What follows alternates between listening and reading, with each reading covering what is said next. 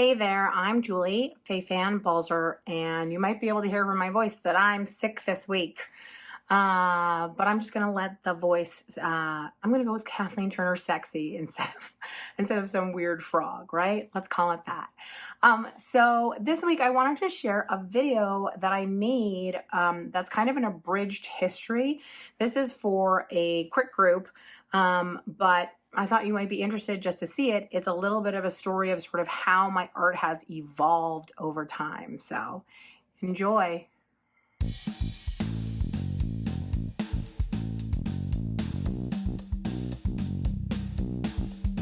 So I first started really making art with a capital A when I became really interested in faces, and I painted a lot of terrible faces. I started to take some classes. I started to try to figure out how that worked.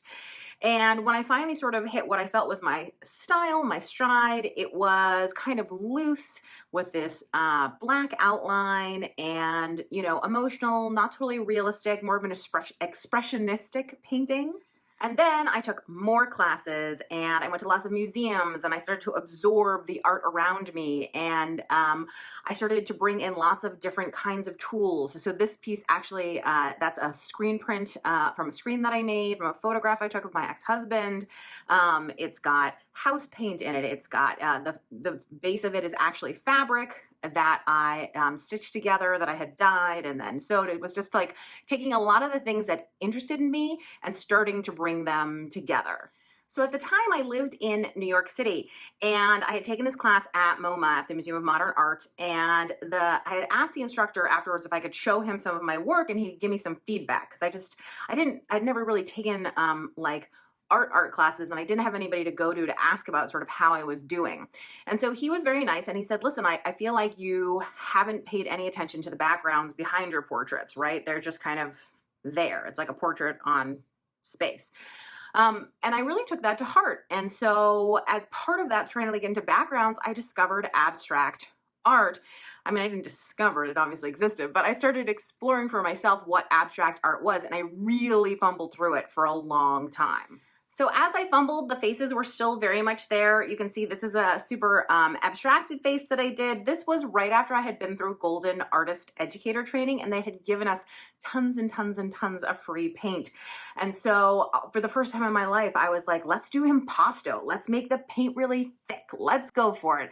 And so this piece, one of the reasons that I love it so much is it was like complete abandon on a canvas, where I wasn't worried about the supplies and how much things cost and whether it was a waste and all that kind of stuff. So this is a perfect example of my early abstract work. I look at it right now and I cringe inside. I hate it, I hate it, I hate it. But I also can see so many of the ideas and things I was trying to work through. I didn't really understand value.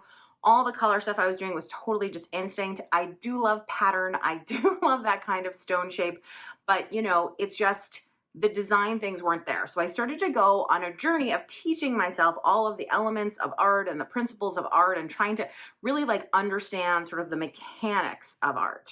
So one of the things that really helped me with that process of understanding the mechanics of art is I started to do these intensely layered gelatin prints, in which I would, 10, 20, 30 layers of, paint, in which I was trying to perfectly create, perfectly place, master the idea of controlling this kind of monoprinting or monotype making, on this gelatin plate. And that's what these prints are from.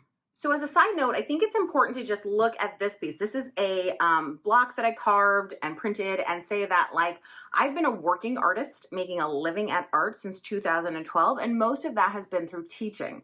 I wrote a book on stamp carving that was published in 2012, and so this kind of illustrative printmaking and a lot of pattern stuff has been, it's been in my sort of money maker, so to speak. And it's been an interesting thing to try to develop as an artist while I'm trying to teach other people. And that's kind of some of my struggle, is finding the time to cultivate my own practice apart from, how I'm trying to help my students and also pay my mortgage.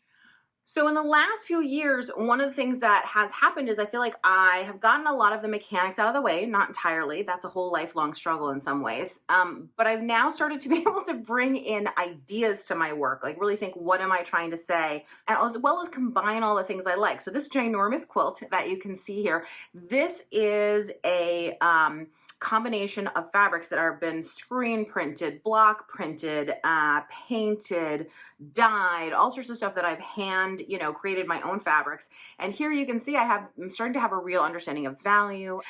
Then this next piece is part of a series that I've been working on for the last maybe year and a half or so about motherhood. So I had a baby in 2019, and he is the most wonderful thing that ever happened to me, but he also like came into my life like a wrecking ball, and I've been trying to figure out like, who am I? What is motherhood? I mean, I think a lot of questions that a lot of people deal with. And so I did this whole series of sort of kind of still lives, I guess was what you would say, that involve vessels, cracked vessels, whole vessels, rotten plants, flourishing plants, like just this kind of idea.